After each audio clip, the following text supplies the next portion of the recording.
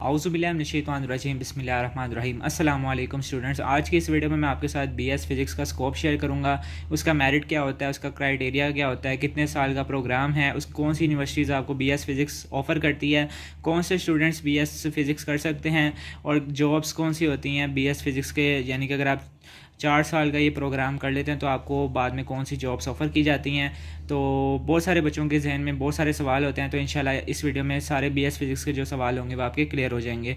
अगर फिर भी बाय मिस्टेक कोई स्किप हो जाता है तो आप लोग कमेंट सेक्शन में मुझसे लाजमी पूछ सकते हैं। बीएस फिज़िक्स की जो डेफिनेशन है वो the branch of science concern with the nature and properties of matter and energy. Physics के बारे में जितनी भी हम स्टडी करते हैं, हमने डेफिनेशन पढ़ी है ना फिज़िक्स की, तो फिज़िक्स के बारे में स्टडी करने को हम लोग बीएस फिज़िक्स कह जाते हैं, ठीक है। और इसमें जो सब्जेक्ट्स आते हैं वो मैटर ऑफ फिज़िक्स आता है, इंक्लूड्स मैकेनिक्स आता है, heat, light and other radiation, sound, electricity, magnetism and the structure of atoms. तो ये सारे सब्जेक्ट्स जो होते हैं हमारे बीएस फिज़िक्स में आते हैं। तो ये 4 साल का हमारे पास प्रोग्राम होता है जिसमें 8 सेमेस्टर आपको करवाए जाते हैं, यानी कि 1 साल में आपके 2 सेमेस्टर होते हैं। क्राइटेरिया इसका होता है एफएससी जिन्होंने प्री इंजीनियरिंग की होती है वो कर सकते हैं, आईसीएस वाले कर सकते हैं, ए लेवल वाले कर सकते हैं। बीएस फिज़िक्स को एफएससी मेडिकल वाले नहीं कर सकते।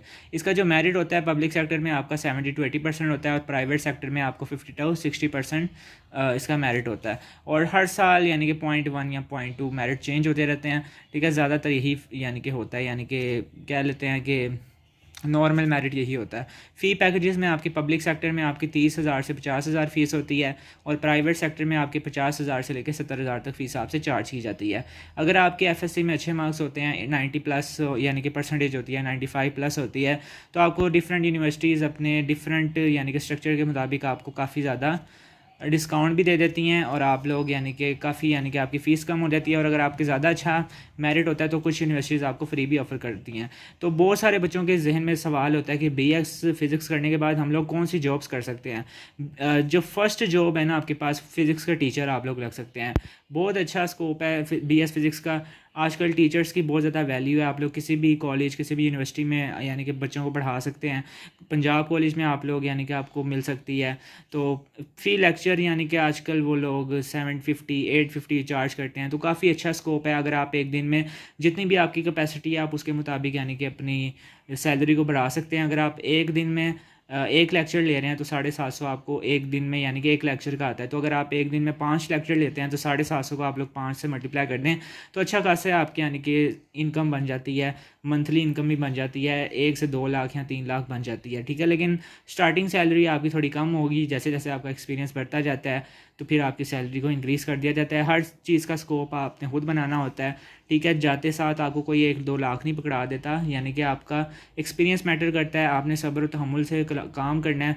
कोई भी प्रोग्राम करते हैं उसके बाद आपको जाते साथ कोई भी अच्छी जॉब नहीं मिलती, तो आपने थोड़ा सा सब्र रखना है और अल्लाह ताला पे भरोसा रखना है। इंशाल्लाह अल्लाह ताला आपको बहुत ज़्यादा कामयाबियाँ और आपके लिए आसानियाँ पैदा फरमाएगा।